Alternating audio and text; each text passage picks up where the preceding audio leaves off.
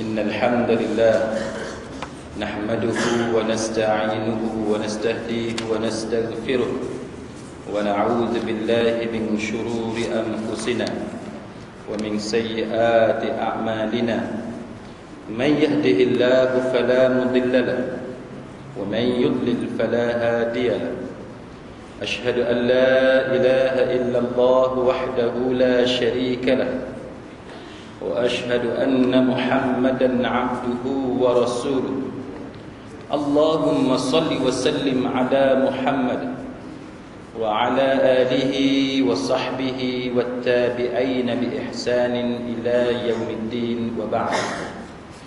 Rabbi syurah li sadri, wahai Tuhanku, lapangkanlah dadaku ini, wa yassir li amri, dan permudahkanlah urusanku, wahlul 'uqdatam min lisani, dan uraikanlah kekeluhan lidahku, yafqahu qawli, supaya mereka memahami kata-kataku ini. Saudara-saudari, sahabat sahabiah, muslimin muslimat, mudah-mudahan dirahmati dan diberkati oleh Allah Subhanahu wa taala. Pada malam ini kita akan bicarakan pada muka surat yang kedua. Perkara yang kelima, iaitu kesalahan yang dikenakan hukuman hudud. Apakah jenis kesalahan yang dikenakan hukuman hudud? Yang pertamanya ialah zina, iaitu melakukan persetubuhan tanpa nikah yang sah mengikut hukum syarak.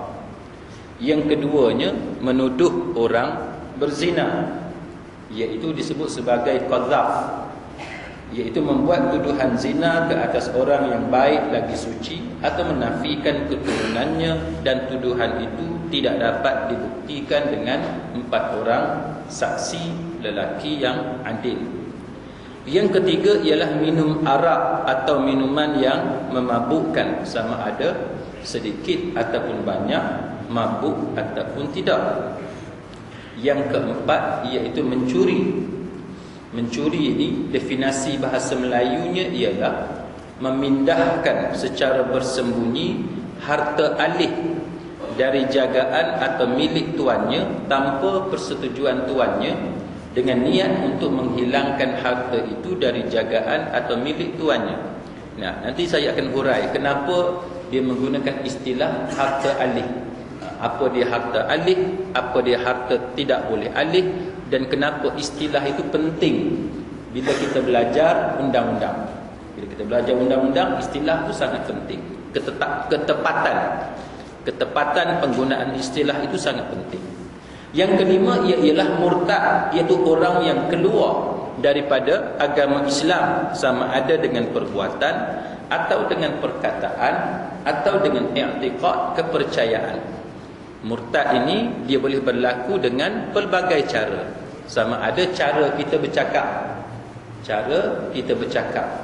ataupun orang tak tahu, kita tak cakap apa pun, kita tak buat apa pun, tapi hati kita, hati kita bercakap sesuatu, tidak dengan mulut tapi bercakap dengan hati, maka dia boleh menyebabkan murtad. Ataupun melalui perbuatan, kita tak cakap apa-apa, tetapi perbuatan kita itu yang boleh menyebabkan murtad. Na'udzubillah min zalik. Maka murtad itu majoriti, jumhur ulama, walaupun tidak ijma', tetapi hampir ijma', hampir ijma', para ulama mengatakan bahawa hukumannya adalah bunuh, walaupun ada sedikit perbahasan di situ.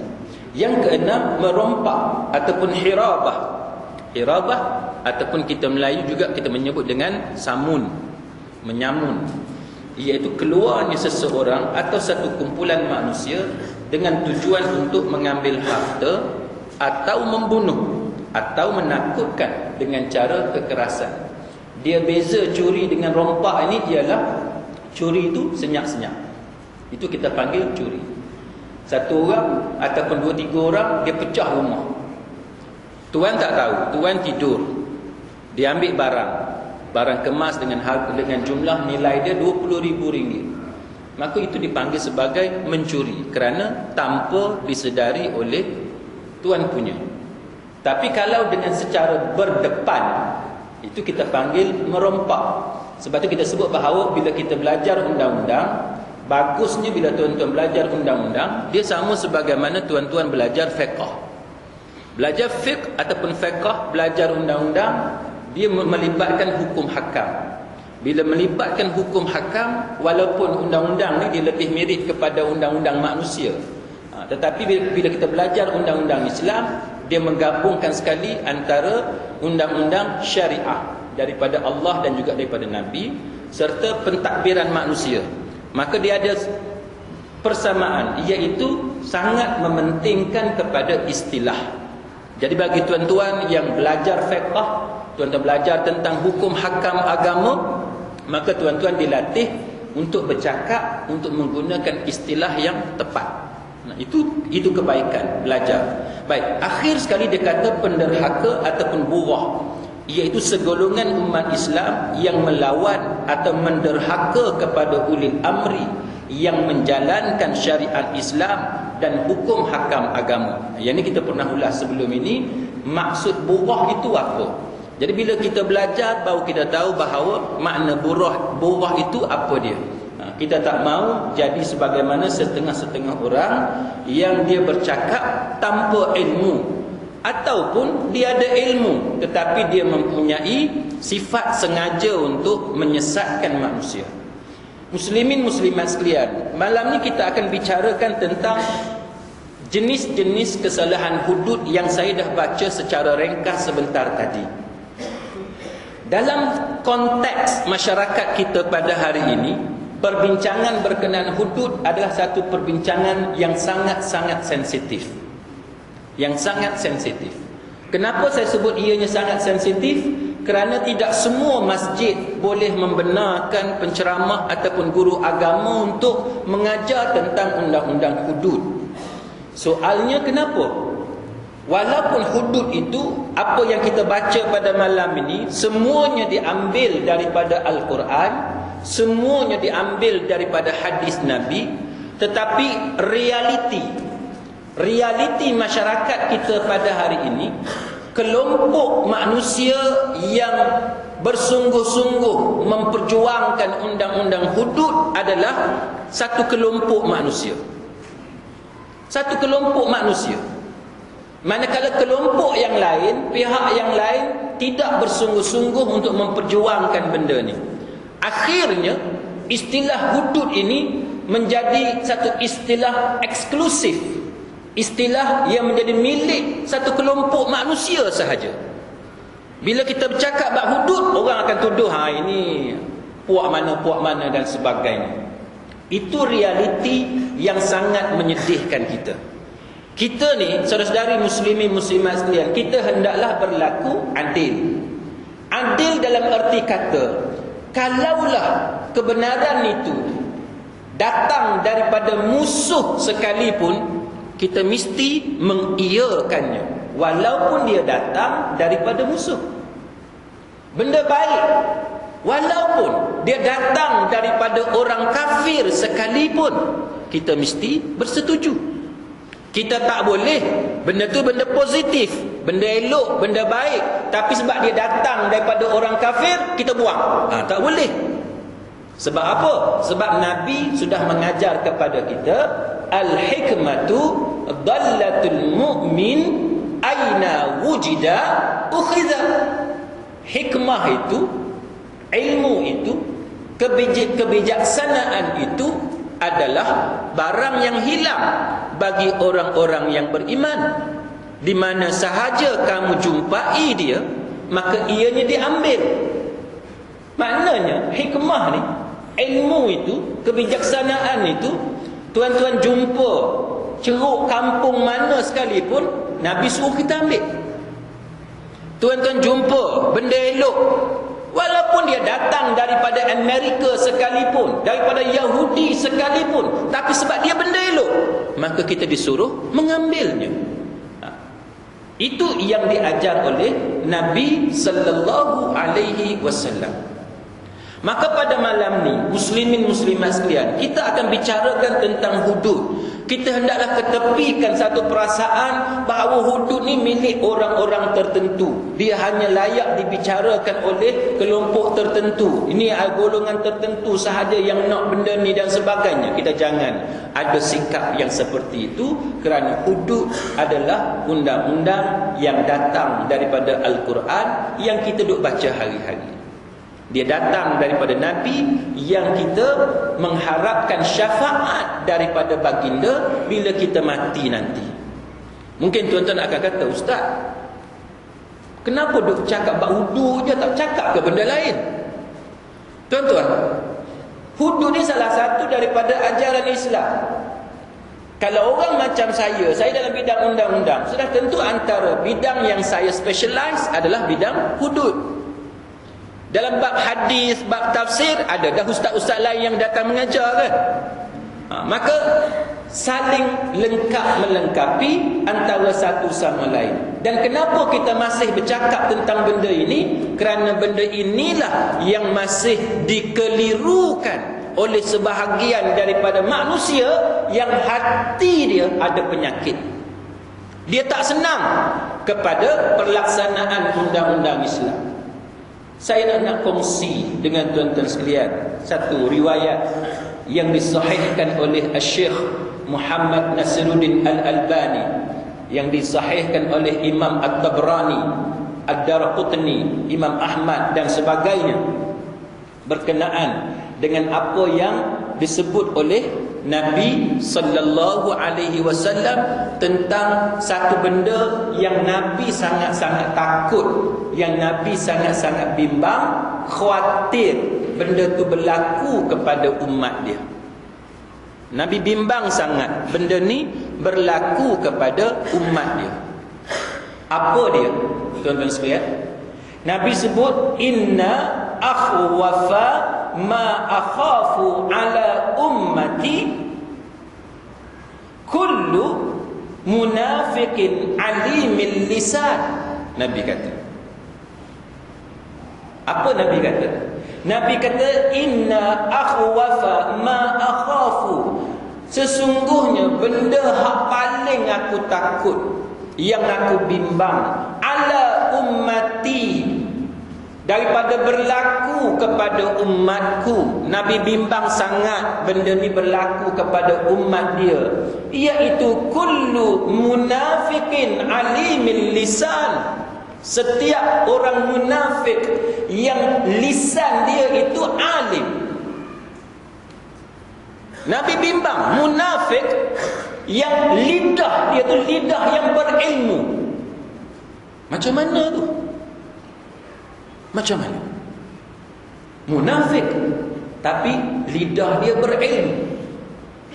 Saudara-saudari muslimin muslimat sekalian, dalam riwayat daripada Imam Ahmad bin Hanbal, founder, pengasas kepada mazhab Hanbali, dia ada satu tambahan, iaitu yatakallamu bil hikmah, dia bercakap dengan hikmah, dengan kebijaksanaan, wa ya'malu bil jawri, tapi dia beramal dengan amalan jahat, amalan yang palsu, yang batil, yang tidak adil, dia zalim.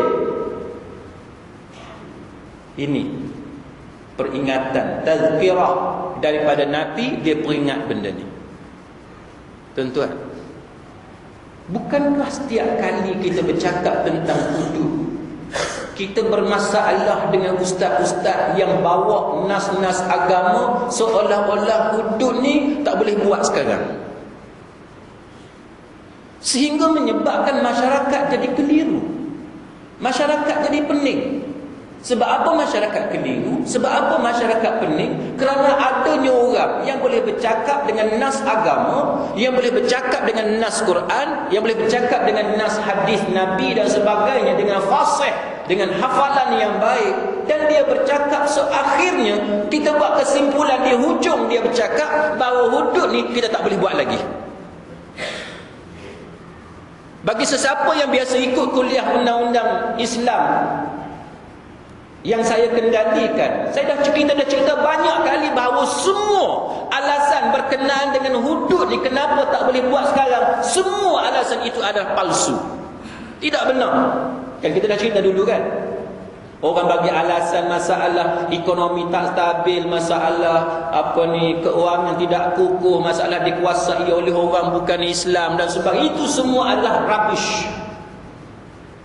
Benda yang boleh ditung sampahkan. Binit, orang putih kata. Binit, tung sampahkan dia. Benda yang tak boleh dibuat kira.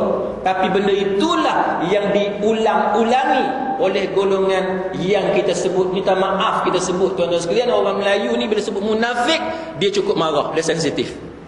Tapi tuan-tuan sekalian, inilah yang Nabi duk sebut, yang para ulama bawa dengan turuk yang berbeza, jalan perawi yang berbeza. Banyaknya riwayat pasal ini yang menceritakan tentang setiap munafik yang lidah dia lidah yang penuh dengan hikmah. Bahaya tuan-tuan, bahaya. Akhirnya masyarakat berpecah, tidak lagi bersatu untuk melaksanakan undang-undang Islam yang disyariatkan oleh Allah Subhanahu wa taala. Dan amalan orang yang macam ni, dia bercakap elok, dia bercakap sedap, tapi perbuatan dia perbuatan yang zalim. Muslimin muslimat sekalian, sebab tu kita kena hati-hati dengan orang yang bila dia bercakap, walaupun nampak sekali lalu, nampak secara zahirnya seolah-olah dia ini alim, tetapi bila dia bercakap, dia tidak menyebelahi kepada pelaksanaan ajaran Islam secara syumul. Baik, muslimin muslimat sekalian, nombor satu yang kita bercakap tadi apa dia? Zina. Zina ni, sidang hadirin mukminin, wazaniyatu wazani fajlidu kulla wahidin minhuma mi'atal jaldah. Hukuman dia ialah 100 sebatan. 100 sebatan. Dalam hadis yang lain, Nabi sebut khuzu anni qad ja'alallahu lahunna sabila al-bikru bil bikri jaldu mi'atin wa nafyu sana as-saybu bis saybi jaldu mi'atin wa rajm. Nabi kata, ambillah daripada aku, sesungguhnya Allah Ta'ala telah menjadikan bagi mereka itu satu jalan.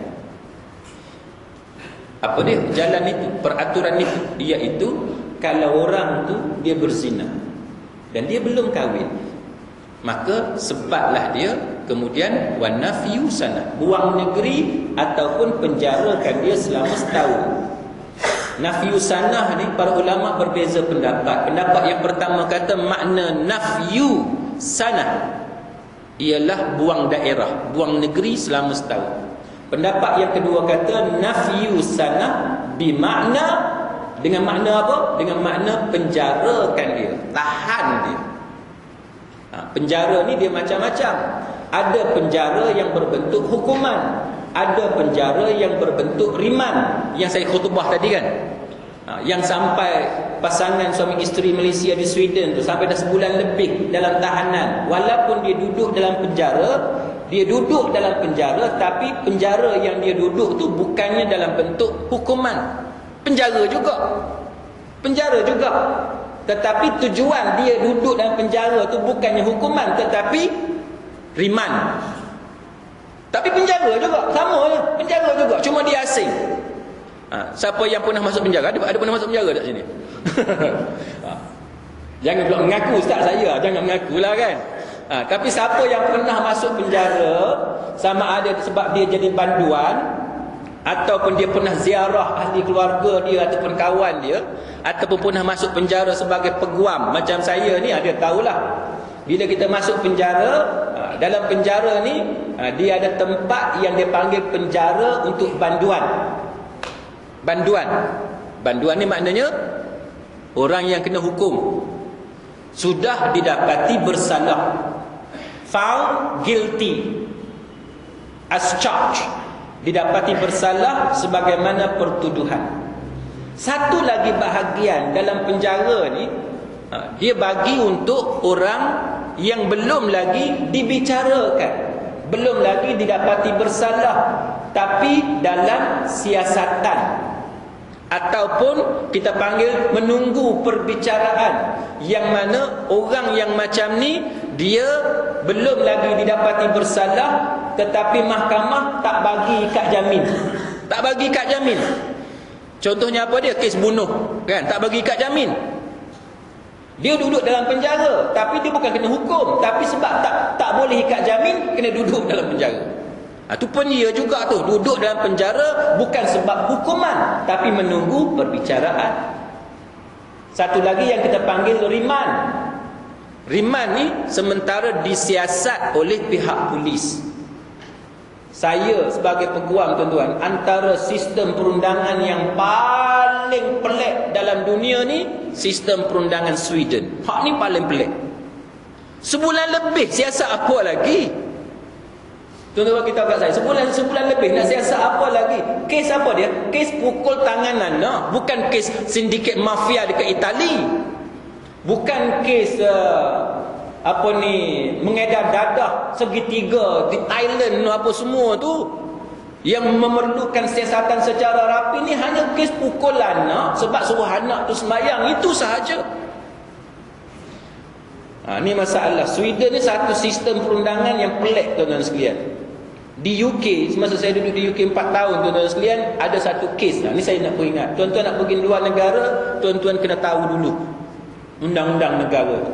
Satu kes pasangan Malaysia di England, tuan-tuan sekalian, dia dapat anak perempuan. Suami isteri ni balik bersalin, isteri dia bersalin di Malaysia, dapat anak perempuan, lalu dia khatankan anak perempuan, kan? Tuan-tuan khatan anak perempuan ni? Kan? Khatan kan? Baik. Macam mana kita khatankan anak perempuan? Suami tahu ke macam mana khatan anak perempuan? Tak tahu, Ustaz, biar kat dia. Tu perangai kita lah tu. Duk serah kat isteri je. Duk serah kat isteri. Macam mana dia buat kita tak tahu. Ni masalah. Suami lagu ni masalah. Doa elok dah, doa kan? Doa apa dia? Rabbana hablana min azwajina wa dhurriyyatina qurrata a'yun waj'alna lil muttaqina imama. Baca tak doa tu? Baca kan? Makna tahu tak? Ke makna pun tak tahu? Ni masalah orang kita ni, baca doa tapi apa dia minta tak tahu, Ustaz. Baca je lah. Ni masalah. Sebab tu saya lebih suka bagi tuan-tuan yang tak pandai bahasa Arab, daripada tuan-tuan hafal doa bahasa Arab, walaupun dia sunnah, tapi tuan-tuan tak faham apa-apa, kita buat benda ni ikut baju pada badan. Ikut baju pada badan. Eloknya daripada tuan-tuan doa benda yang tuan-tuan tak faham, baik tuan-tuan doa bahasa Melayu. Ustaz, nak doa bahasa Melayu macam mana pula? Ikutlah doa, minta lah apa pun, kan? Yang penting minta hak elok, itu je, minta hak elok. Jadi hak kita baca tu apa dia? Rabbana hablana min azwajina wa dhurriyyatina qurrata a'yun. Wahai Tuhan kami, kurniakanlah kepada kami pasangan hidup. Makna pasangan hidup apa dia? Isteri lah. Kalau perempuan, suami lah. Lepas tu minta apa dia? Wa dzurriyyatina, keturunan, zuriat keturunan. Siapa dia? Anak-anak, anak cucu kita, kan? Kita minta apa? Anugerah apa dia? Kurniaan apa dia? Supaya mereka ni menjadi qurrata a'yun, penyejuk mata. Tengok isteri kita, sejuk mata.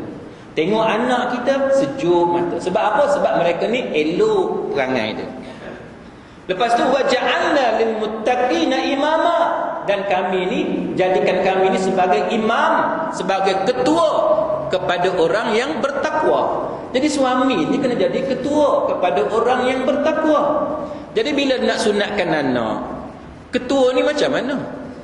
Ketua kena tahulah apa yang anak buah dia buat. Betul tak? Isteri dia bawa anak perempuan dia yang baru lahir pergi khatan. Kena tahulah khatan tu macam mana. Khatan paling baik macam mana. Kena ambil tahu. Tuan-tuan sekalian, saya ambil jalan tengah. Nak cakap pasal khatan perempuan ni panjang cerita, tapi saya cerita sikit je, tuan-tuan. Kita ambil jalan tengah. Dia ada beberapa perbahasan ulama tentang khatan perempuan. Janganlah dianiayai anak perempuan kita dengan memotong mana-mana bahagian pada kemaluan dia. Jangan. Yang eloknya ambil nama je khatan dengan cara dikeluarkan sedikit darah. Itu sahaja. Itu jalan tengah yang paling baik. Nanti kalau kita ada masa, kita akan bincang tentang khatan perempuan ikut syariat agama, perbahasan ulama tu macam mana nanti kita bincang. Cuma malam ni saya ambil sikit, saya cerita bahawa hak eloknya sekadar mengeluarkan darah sebanyak darah nyamuk. Tu je, jangan potong apa-apa. Jangan potong apa-apa. Baik, balik pada cerita tadi. Suami isteri ni dapat anak perempuan, dia khatankan anak perempuan dia. Dan dia khatan tu pun macam sebagaimana saya khatankan anak perempuan saya, macam itulah dia khatan anak perempuan dia. Hanya sekadar keluarkan darah, bukan potong apa-apa pun. Banyak klinik sekarang ni pun buat macam tu dah. Dia hanya bagi keluarkan darah sahaja. Dia tak potong, dia tak buang apa-apa. Baik. Balik ke England. Sebagaimana kita di Malaysia lah, bila siapa-siapa yang baru bersalin, walaupun dia bersalin di Malaysia, tapi bila dia balik ke England, nanti jururawat datang ke rumah ziarah, kan, melawat lah, ulang alik dengan nasihatnya dan sebagainya, macam-macam lah. Jadi masa nurse duk datang melawat ke rumah ni, nurse ni bersembang lah, cakap sambil minum air apa semua, macam kita lah kan, macam kita. Si isteri ni biasalah, dia ceritalah dia balik bersalin kat Malaysia, lepas tu selepas beberapa lama tu dia pun sunatkan anak dia, macam tu lah. Bila dia sebut khatankan, dia circumcise anak perempuan dia, trigger.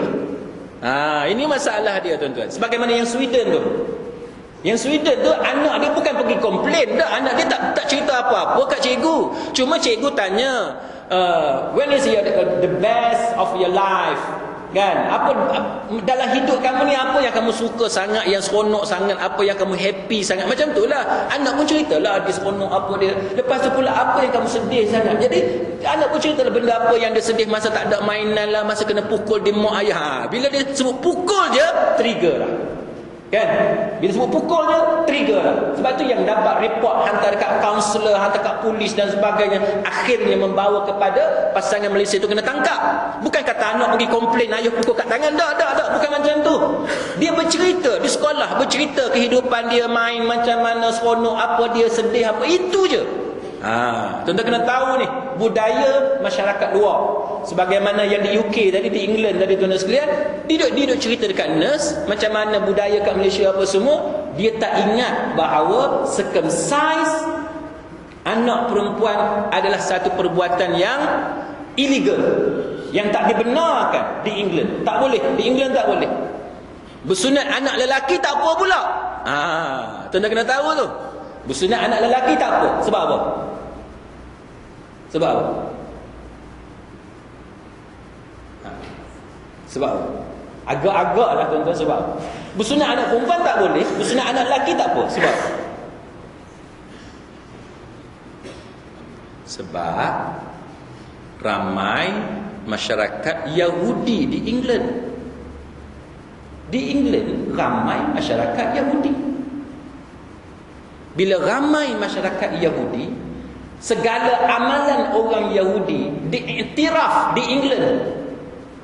Diiktiraf di England, termasuk amalan berkhatan bagi kanak-kanak lelaki orang Yahudi. Benda yang Yahudi buat semua boleh. Jadi kita orang Malaysia ni kalau berkhatan di England pun boleh, sebab menumpang amalan agama orang Yahudi.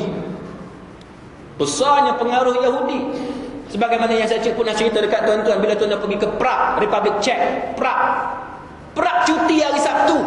Praha kan, Prague cuti hari Sabtu. Kenapa? Kerana Yahudi cuti hari Sabtu. Sedangkan Prague tu tuan-tuan sekalian, bukannya ramai Yahudi, tapi pengaruh perniagaan orang Yahudi mempengaruhi masyarakat Praha, masyarakat Prague, Republic Czech. Tuan-tuan, itu yang tuan-tuan kena tahu. Jadi saya pendekkan cerita, akhirnya muslimin sekalian, jururawat tadi bila dia dapat tahu bahawa kanak-kanak perempuan itu telah dikhatankan, dia buat laporan kepada polis. Buat laporan kepada polis, polis datang interview temuduga mak dengan ayah ni, akhirnya mereka dihadapkan ke mahkamah. Kena charge. Dikira sebagai satu kesalahan, satu jenayah kalau khatankan anak perempuan di England.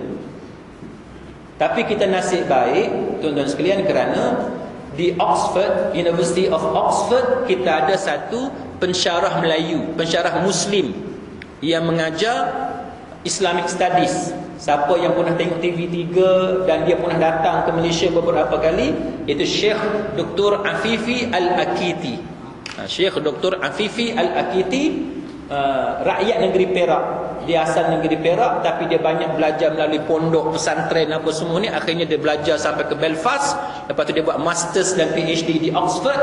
Dan sekarang dia menjadi pensyarah di University Oxford, dan dialah yang dipanggil sebagai saksi untuk membela pasangan suami isteri tadi. Dan dia bagi tahu itu adalah culture. Mengkhatankan anak perempuan ni adalah culture, budaya orang Islam, yang mana tidak melibatkan sebarang penderaan. Tidak ada sebarang penderaan. Dia pun ceritalah macam mana sifat khatan anak perempuan. Tak dibuang apa-apa pun, hanya bagi luka sikit je tuan-tuan. Alhamdulillah, pasangan tadi dilepaskan dan dibebaskan oleh mahkamah. Discharge and acquitted, dilepaskan dan dibebaskan oleh mahkamah dengan pertolongan keterangan saksi daripada saksi pakar, expert witness, iaitu Syekh Afifi Al-Akiti daripada Oxford. Itu yang kita mesti tahu, tuan-tuan sekalian. Baik. Jadi balik pada cerita kita, zina ni, tuan-tuan sekalian, satu jenayah yang kita kena hukum dia. Hukuman dia apa dia? Rotan, buang negeri, ataupun penjarakan dia. Tapi kalau dia sudah kahwin, hendaklah dia rejam dengan batu sampai mati. Yang ni penting tuan-tuan belajar. Jangan duk dengar cerita orang, belajar daripada orang yang berkelayakan. Islam bukannya menggalakkan tuan-tuan cari orang berzina, ambil dia, heret dia, kita pakat rejam dengan batu sampai mati. Bukan macam tu. Bukan macam tu. Rejam ni hanya dilaksanakan jikalau hakim ataupun mahkamah tak ada cara dah untuk melepaskan dia. Sunat bagi mahkamah melalui pendakwa, melalui peguam bela, melalui hakim untuk mencari loophole, untuk cari lubang, untuk mencari ruang, untuk mencari celah supaya orang ni jangan dihukum. Kena cari. Jadi kerja peguam ni bukannya kerja tipu orang. Yang menipu tu hak jahat. Itu yang jahat tu dia menipu orang. Tapi kerja peguam sebenarnya ialah dia cari sebab. Ada tak sebab dalam kes ni untuk orang ni dibebaskan daripada hukuman? Itu yang dianjurkan oleh Islam berdasarkan kepada beberapa dalil. Sebagaimana yang kita pernah cerita sebelum ini, antara yang saya pernah cerita dekat tuan-tuan, hadis Ma'iz Al-Aslami, kan? Hadis Ma'iz Al-Aslami, dia jumpa dengan Nabi, dia kata, inni zanaitu ya Rasulullah, sesungguhnya aku telah berzina wahai Rasulullah. Fa'arada anhu, Nabi berpaling arah lain, Nabi tak mau dengar sampai 4 kali. Jadi para ulama membuat kesimpulan bahawa tindakan Nabi yang berpaling daripada pengakuan Ma'iz menunjukkan bahawa Nabi tidak menggalakkan bagi umat dia untuk bercakap ataupun untuk mengaku bahawa dia pernah berzina. Kalau engkau pernah berzina, diamkan sahaja dan jangan diceritakan kepada orang. Itu sunnah daripada Nabi. Engkau kena taubat, minta ampun kepada Allah Ta'ala, jangan ulang perbuatan itu, lepas tu tutup benda tu. Bukannya dengan cara pergi serah diri, aku nak direjam, aku nak disebat 100 kali. Dah, Nabi ajar taubat senyap-senyap, duduk diam. Itu kesimpulan yang sebahagian muhaddisun utarakan bila mereka bincang berkenaan dengan hadis Ma'iz Al-Aslami. Kemudian kita tengok contohnya, muslimin muslimat sekalian, fatwa daripada Syekh Dr. Ali Jum'ah. Dr. Ali Jum'ah, Syekh Ali Jum'ah, seorang ulama Azhar di Mesir, tuan-tuan sekalian. Dia ni pernah ditanya fatwa dia tentang tentang membaiki hymen. Hymen tuan-tuan tahu? Selaput darah. Selaput darah. Orang perempuan dia ada selaput darah. Masa saya kendalikan kes rogol, tuan-tuan sekalian. Ya, bila kita kendalikan kes rogol, peguam ni dia kena menguasai ilmu ONG. Dia kena menguasai ilmu ONG, iaitu ilmu kepakaran dalam bidang perbidanan dan sakit puan. Perbidanan dan sakit puan. Jadi kita kena belajar selaput darah perempuan tu macam mana, gambar dia macam mana, kalau dia koyak macam mana, jenis selaput darah macam mana, kalau jenis macam ni dia koyak macam mana, jenis macam ni dia koyak macam mana, selaput darah yang macam mana, yang mudah koyak, selaput darah macam mana, yang susah koyak. Minta maaf lah cakap pasal selaput darah pula dalam masjid ni, kan? Tuan Haji, minta maaf Tuan Haji. Tapi kita nak belajar, kan? Kita nak belajar. Baik. Kita belajar benda tu, tuan-tuan sekalian. Baik. Sebab apa? Sebab kita nak tahu apabila mangsa rogol, dia dirogol, apa yang akan berlaku kepada hymen dia. Hymen tu maknanya selaput darah. Baik. Jadi Syekh Ali Jum'ah, ulama Az-Zahar, dia ditanya tentang orang perempuan yang hymen dia selaput darah dia dah rosak, dah koyak. Tapi melalui proses teknologi perubatan zaman moden yang canggih ni, boleh dibaiki balik benda tu. Boleh dibaiki balik. Apakah hukum bagi perempuan yang menjalani proses perubatan rawatan moden untuk menutup aib dia zaman lampau? Ini dia. Baik. Apa yang dia jawab, tuan-tuan sekalian? Dia kata contohnya fatwa yang ditanyakan kepada Dr. Ali Jum'ah ialah berkenaan dengan perempuan yang pernah terlibat dengan dosa dan noda pada satu masa, tapi kemudiannya perempuan ni dia dah insaf, dia dah taubat, dia dah tinggal dah benda-benda tu. Kalau bahasa mudah kitanya ialah perempuan tu dulunya istilah apa? Bosiang. Kan macam itulah kan. Jenis hidup ikut jantan. Masa dia umur 17, 18, punyalah mak kata apa, ayah kata apa, dia tak mau dengar. Tok dia larang, marah macam mana, pukul dengan apa pun tak mau dengar. Dia ikut jantan. Bantang jumpa jantan, dia ikut naik motor Superbike. Sampai umur dia 25, 26, akhirnya dia insaf. Ni contohlah kan. Akhirnya dia insaf. Bila dia insaf, dia jadi perempuan yang baik, perempuan yang salihah, hati dia terikat dengan masjid, dia datang masjid, belajar dan sebagainya, dan dia nak lupakan kisah-kisah lampau. Bila dia nak lupakan kisah-kisah lampau, tibalah masa untuk dia kahwin, dia memikirkan calon suami. Sudah tentulah bila dia dah taubat, dia dah nak lupa kisah lampau, dia tak mau dah suami-suami yang jahat, dia tak mau dah lelaki-lelaki yang keluar dengan perempuan naik motosikal dan sebagainya. Sudah tentu dia nak cari suami-suami yang baik, yang pakai kopiah, pakai serban, pakai jubah, datang semayang di masjid, baca Quran dan sebagainya. Soalnya yang akan menghantui pemikiran perempuan macam ni ialah nanti suami dia akan mengetahui bahawa dia seorang perempuan yang tidak baik pada zaman lampau. Maka timbullah dengan bantuan teknologi perubatan pada zaman moden, kerosakan pada bahagian selaput darah itu boleh diperbaiki. Soalannya, apakah hukum bagi gadis ini untuk memperbaiki keaiban dia? Untuk memperbaiki keaiban dia, apakah hukum dia? Ini saya bagi satu fatwa daripada Syekh Ali Jum'ah. Dia kata, tuan-tuan sekalian, dia kata bahawa menutup keaiban itu dengan cara memperbaiki selaput darah, kerana menutup keburukan orang mukmin, adalah amalan terpuji dalam agama. Amalan terpuji dalam agama. Maknanya kalau ada orang pun, tapi tuan kena faham betul-betul ni, jangan salah faham. Nanti ada orang kata, ustaz kalau lagu tu seronok orang perempuan, kan? Dia buat jahat dengan habis rata dah. Dengan Afrikanya, dengan Jepunnya, apa semua dia dah seronok dah. Lepas tu bila nak kahwin, dia repair. Tak, bukan macam tu.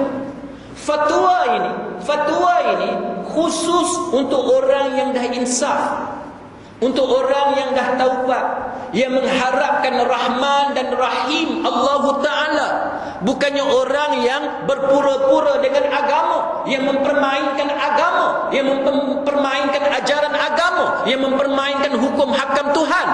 Bukan macam tu. Kena perbetulkan kefahaman. Siapa yang mempermainkan agama dia, sesiapa yang mempermainkan ajaran Tuhan, maka dia akan diazab oleh Allah Subhanahu wa taala kerana dia mempermainkan Tuhan dia, kerana dia mempermainkan calon suami dia. Suami dia seorang yang soleh, dia menipu suami dia. Itu dihukum oleh agama. Tapi yang kita maksudkan, yang kita bicarakan pada malam ini, muslimin muslimat sekalian, ialah wanita yang insaf, yang bertaubat, yang nak tinggal benda-benda buruk yang dia buat pada zaman lampau. Maka itu disebut sebagai amalan terpuji dalam fatwa Syekh Ali Jum'ah. Dia kata bahawa bukankah terdapat dalil syarak yang menunjukkan bahawa sesiapa yang menutup aib saudaranya di dunia, maka Allah Ta'ala akan menutup aibnya di hari akhirat kelak. Kita tak, tuan-tuan. Kita kalau ada aib kawan kita, hak tu yang kita seronok, kan? Apatah lagi kalau musuh kita, musuh politik umpamanya, lagi seronok. Ini ada isu malam ni, kan? Boleh tipai cukup-cukup. Jaga, tuan-tuan. Ustaz kalau ada perangai lagu tu, jaga. Tak betul tu. Ustaz dia kena jadi da'i. Dia bukan seronok di atas kesilapan saudara seagama. Dia bukannya ambil peluang untuk bercakap, menghentam orang di atas kesilapan saudara seagama. Itu bukan da'i. Da'i ialah seorang yang mengajak manusia untuk taat kepada Allah Ta'ala, dan dia sedih dengan kemungkaran yang dilakukan oleh saudara seagama. Bukan seronok bila saudara seagama dia buat silap. Bukan macam tu, tuan-tuan sekalian. Dia kena tutup aib saudara seagama dia, kecuali dalam perkara yang memerlukan kepada amar ma'ruf nahi munkar, yang memerlukan kepada penerangan. Kita kena terangkan orang ni salah, orang ni silap sebab apa, ajaran dia sesat, kefahaman dia salah. Yang tu kita kena terangkan. Tapi dalam perkara yang kita boleh tutup, hendaklah kita tutup. Dia kata bahawa ini terpakai juga kepada gadis tersebut, sama ada kejadian hitam itu dengan kerelaan dia, dengan jahat dia sendiri, ataupun kerana dia dirogol, ataupun dia dipaksa. Sebagaimana khutbah saya tadi, tuan-tuan sekalian, macam budak perempuan tu kan, umur 10 tahun, kesian tuan-tuan sekalian. Maka dengan teknologi perubatan kita harap bahawa benda tu boleh diperbaiki. Yang mana yang kena toreh, yang kena cedera teruk sangat, dapat diperbaiki dengan sebaik yang mungkin, supaya sekurang-kurangnya benda yang menekan perasaan dia dapat dikurangkan. Walaupun nak hilang semua sekali, itu mustahil. Manusia takkan lupa benda yang hitam dalam hidup dia, tapi sekurang-kurangnya dapat meringankan beban fikiran dia di atas peristiwa hitam yang berlaku pada dia. Imam Nawawi itu dan sekalian, dalam kitab Raudah dia, Imam Nawawi dalam kitab Raudah dia kata apa? Sesiapa yang telah terlibat dengan perkara buruk dan dosa, siapa yang pernah buat dosa, pernah buat benda jahat, maka Imam Nawawi kata disunatkan kepadanya untuk menutup kesalahan dia. Kena tutup. Sunat, dapat pahala, kita tutup. Maknanya siapa yang duk cerita dekat kawan-kawan dia dulu samsing, dia duduk pelaga ayam, duduk cucuk ponggong siput babi dengan cili supaya siput babi ni berlumba dengan siput babi hak seko lagi. Jangan duk cerita kat orang lah cerita lagu tu, kan? Ke tuan-tuan ada buat kerja lagu tu? Orang Penang tak ada kot. Orang Kelantan ada buat kerja lagu tu. Kawan-kawan saya, dia duduk cerita. Kita tak tahu apa, dia duduk cerita. Zaman dia kecil-kecil dulu, zaman kecil tak apalah. Zaman dah balik ni, duduk cerita. Punya lari siput babi, dia kata. Pedih punggung. Tak tahulah punggung siput babi kat mana. Dia tak tahu punggung siput babi kat mana. Saya pun tak tahu. Dia pergi cucuk punggung siput babi, dia katalah. Dengan cili, dengan lada. Cili tu. Lari siput babi, dia kata. Saya tak tahulah dia kelentong ke apa. Tapi benda hak tak elok yang kita seksa binatang, jangan cerita ke orang lah. Kita tutuplah benda-benda tu. Jangan jadi bahan ketawa. Sama juga kawan saya, dia ambil kura-kura 2 ekor, dia cucuk punggung. Serupa juga dia cucuk punggung kura-kura dengan cili. Sama juga dia kata laju kura-kura tu berlari. Janganlah. Kita dah buat benda tak elok zaman muda, kita tutuplah cerita tu. Jangan pergi cerita ke orang. Nanti orang yang tak ada idea nak buat, tiba-tiba dapat idea pasal kita duk cerita pula. Kan? Jangan duk buat benda lagu tu, tuan-tuan. Kita seksa binatang, semua tu akan dihisap oleh Allah Ta'ala. Jangan seksa binatang. Nak pelihara binatang sebagai binatang peliharaan, elok. Itu ambil, pelihara betul-betul, bagi dia sihat, bagi dia cantik. Tapi nak seksa dia macam tu, tak dibenarkan dalam agama. Baik. Dia kata berbeza dengan masyarakat kita hari ini yang secara tidak langsung berbangga-bangga menceritakan maksiat dia. Kita nak elak benda tu. Kita jangan terlibat dengan orang-orang yang macam ni. Jadi muslimin muslimat sekalian, maka hendaklah kita pada hari ini menjadi satu orang yang tutup aib benda yang berlaku pada zaman yang lampau. Yang kedua, menuduh orang lain berzina. Hari ini tuan-tuan boleh tengok dalam internet, dalam Facebook dan sebagainya, duk tuduh orang berzina. Kadang-kadang dengan sebab politik, kadang-kadang dengan sebab sakit hati, kadang-kadang dengan sebab nak naik pangkat dan sebagainya, maka kita sebar cerita-cerita macam ni. Jangan. Dalam agama, kalau engkau tidak ada saksi 4 orang lelaki yang adil, maka jangan engkau buka cerita pasal orang tu berzina. Walaupun kau nampak sendiri. Walaupun kau nampak sendiri. Sebab apa? Sebab walaupun engkau nampak, tapi engkau tidak ada saksi yang boleh membantu kamu di mahkamah. Dalam Islam itu dikira qazaf. Itu dikira qazaf. Dan qazaf ni dosa besar. Walaupun kita nampak dia berzina. Betul. Itu Islam. Saya pengalaman jadi peguam syar'i, tuan-tuan, dia buat kes orang khalwat ni. Minta maaf lah saya cerita kat tuan-tuan. Kadang-kadang pihak berkuasa bila nak serbu, nak tangkap orang khalwat, ada yang selektif. Ini masalah. Selektif. Tanya orang ni pangkat apa jawatan dia dan sebagainya. Kalau orang tu ada jawatan tertentu, tak boleh tangkap dan sebagainya. Ini satu benda, tuan-tuan sekalian, bila kita tidak adil, kita akan disoal oleh Allah Ta'ala. Jerum kita lepas, ikan bilis kita tangkap. Ada orang tanya saya, Ustaz, kenapa saya tengok ada jerum kena tangkap? Sebab jerum lagi besar, dia mau makan itu jerum. Saya tak boleh cerita satu persatu kepada tuan-tuan, tapi cukup untuk tuan faham realiti dia. Kadang-kadang grup yang sama, kumpulan sama ni, bukan parti lain-lain, tak, parti sama. Parti sebut dah, sebut tak apalah kot. Tak apalah kita sebut parti, tak apalah. Tapi tak sebut nama parti. Parti sama ni. Ketua wanita pula dah. Payah, tapi ni payah. Tak apalah, saya sebut sikit dah. Ketua wanita kena tangkap. Datang jumpa saya, tuan-tuan sekalian. Sebab tu saya ni jadi lawyer ni untung boleh dengar cerita dua-dua belah pihak.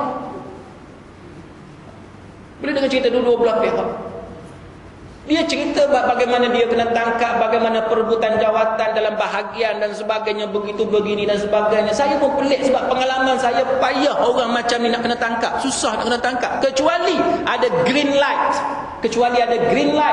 Ini masalah dia. Tapi bila dia bermusuh, tuan-tuan, pihak yang lagi satu dia pasang perangkap. Dia dah tahu dah orang ni kelemahan dia apa. Dia tunggu masa je. Dapat je, dia bagi info, kena tangkap.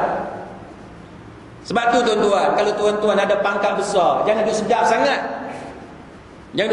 Kadang-kadang bilik hotel yang tuan-tuan duduk booking tu, ada kamera duduk dalam tu. Jangan duduk sedap. Tuan-tuan nak buat maksiat, jaga. Kita duk ingat, alah malaikat je tulis, nanti kita taubat lah. Malaikat tak apa. Sedap malaikat tak apa. Tu hak musuh kita yang duk tunggu kita buat salah tu, masuk perangkap, habis kena. Sebab tu kita, tuan-tuan, bila kita jadi mukmin, untung. Jadi mukmin ni tak rugi langsung. Sebab apa, tuan-tuan? Tuan-tuan duduk dalam bilik hotel seorang-seorang pun, tuan-tuan takkan buat jahat. Sebab apa? Tuan-tuan menyedari bahawa malaikat dua ni duk tulis. Kita seorang dalam bilik, tapi kita yakin malaikat sedang menulis apa yang kita lakukan dalam bilik tu. Allah Ta'ala melihat kita, dan kita mengetahui, yakin bahawa Allah Ta'ala itu wujud. Tak rugi jadi orang yang mukmin. realiti hidupnya macam tu. Muslimin muslimat sekalian. Baik. Sikit. Ya ya. Adakah terangkat 4 orang saksi tadi dikecualikan dengan sebab ada skodeng dan merakamkan aksi? Baik. Soalannya gini. Bila zina, dia kena ada saksi lelaki yang adil 4 orang. Tiba-tiba zaman kita sekarang ni ada orang mengintai, dia pakai kamera. Boleh ke tak boleh? Tuan-tuan, para ulama dia sangat rigid, dia sangat ketat dalam masalah hudud. Dalam masalah hudud dia sangat ketat. Terutamanya dalam perkara-perkara yang macam ni. Zina ni, dia ada kesalahan berapa orang? Dia melibatkan 2 orang. Ada mangsa tak? Mangsa tak ada, kan? Zina ni tak ada mangsa, betul tak? Ke ada mangsa? Mana ada mangsa? 2 orang tu duduk seronok-seronok, mana ada mangsa? Tak ada mangsa. Kalau kita nak kata mangsa pun, the so called victim pun ialah suami ataupun isteri yang terlibat lah. Tapi dalam undang-undang dia tak panggil mangsa orang macam tu. 2 orang dia seronok-seronok, dia berzina. Ada mangsa tak? Tidak ada mangsa. Bila tidak ada mangsa, para ulama dia sangat rigid. Mesti saksi 4 orang. Sebagaimana yang saya pernah cerita dulu kepada tuan-tuan, saya rasa saya pernah cerita tentang Abu Bakrah dengan Al-Mughirah bin Syu'bah. Abu Bakrah nampak Al-Mughirah bin Syu'bah berzina, dia bertegas. Walaupun 3 orang tarik diri balik, tarik diri, tetapi kesaksian Abu Bakrah tetap dikira sebagai qazaf. Tetap dikira sebagai qazaf. Abu Bakrah ni tuan-tuan sekalian, Abu Bakrah ni seorang yang thiqah. Thiqah, perawi hadis yang thiqah. Imam Bukhari kalau hadis daripada Abu Bakrah dia terima. Dia terima. Seorang yang hebat. Dia bukannya papa gomo, dah, bukan papa gomo. Kita tuan-tuan, papa gomo tu yang kita pakai. Tapi orang macam Abu Bakrah kena qazaf tuan-tuan, kena qazaf, kena rotan, qazaf. Papa gomo kena. Kena. Tak kena. Kita suka lagi dekat Papa Gomo, betul tak? Suka lagi dekat Papa Gomo. Bagus Papa Gomo, sebab Papa Gomo ada lah kita boleh tahu cerita-cerita macam ni. Jahatnya kita. Sedangkan sahabat Nabi Umar bin Khattab tunjuk contoh, kalau zina tak boleh. Tetapi kalau benda yang melibatkan mangsa, dia dilonggarkan sikit. Dia dilonggarkan sikit. Sebab apa tuan-tuan? Rogol umpama. Rogol ada mangsa tak? Ada mangsa. Dan rogol dia bukan hudud dalam mazhab Imam Syafi'i. Dalam mazhab Imam Syafi'i, rogol bukan hudud. Bila rogol bukan hudud dalam mazhab Imam Syafi'i, maka dia tak terikat kepada 4 saksi lelaki yang adil.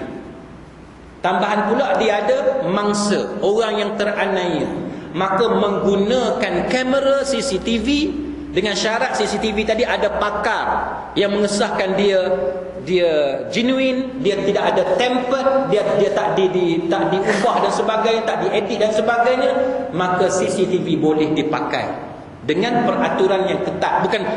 Bukan semata-mata ada kamera kita terima tak, bukan macam tu.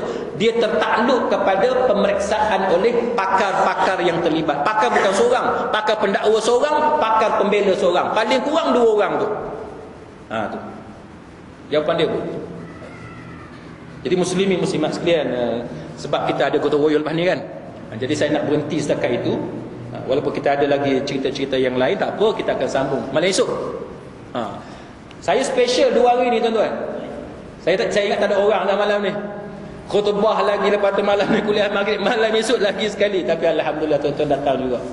Jadi kita akan sambung perbincangan kita ini, dan kita akan bicarakan berkenaan dengan qazaf. Kita akan bicarakan berkenaan dengan khamar, arak, berapa kandungan alkohol dalam arak, dalam makanan, dalam minuman. Kenapa dalam arak tu menjadi mabuk, dia berapa persen, dalam makanan alkohol berapa banyak yang dibenarkan oleh majlis fatwa, oleh para ulama dan sebagainya.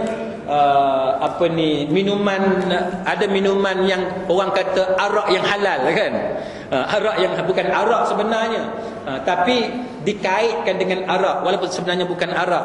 Kalau dia ada alkohol 0.01, boleh ke tak boleh? minuman yang ada alkohol 0.01%, adakah boleh diminum dan sebagainya?